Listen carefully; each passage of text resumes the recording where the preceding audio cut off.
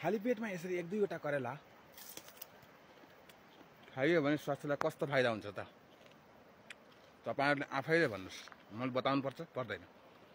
यसको फाइदा र बेफाइदा तपाईलाई थाहा छ त्यसकारण यसबाट के फाइदा मिल्छ त यसरी खुर्सानी चाहिँ ताजा बेबी करेला घरमै फलेको खाँदाको मजा र आनन्द कस्तो हुन्छ एकचोटि अनुभव लिएर त हेर्नुस् अरूले खाएको मात्र हेर्ने हैन कि आफूले पनि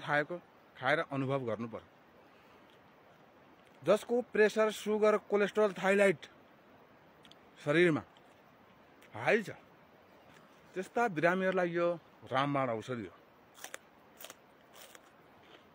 तपाईहरु संसारको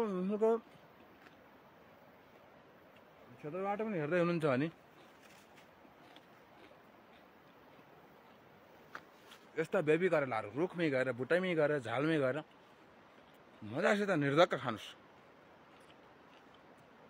कमसेकम हप्ताको 1 दिन त खानुस् दिनकै नखानु दिनकै खानुहुन्छ भने 1 पिसले पुग्छ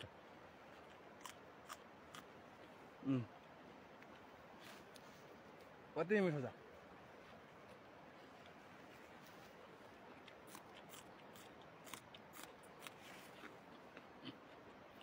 जख्नु भयो